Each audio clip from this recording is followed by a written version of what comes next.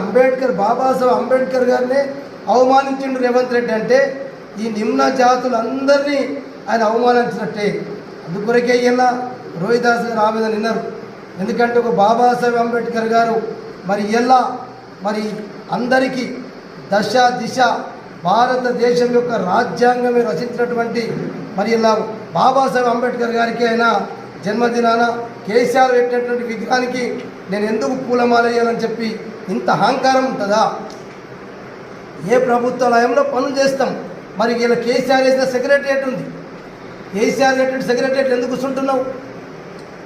మేము కట్టినటువంటి మా ప్రగతి భవన్లో మీ డిప్యూటీ సీఎం ఎందుకుంటా ఉన్నాడు? సీతకి ఎందుకుంటా ఉంది? మీరందరూ కూడా సెక్రటరియట్ ఖాళీ చేయండి. సెక్రటరియట్ ఎవరు కూర్చుండకుండ్రి, అప్పుడు మీ మగతనం ఏర్పడుతుంది. మీరు కేవలం ఒక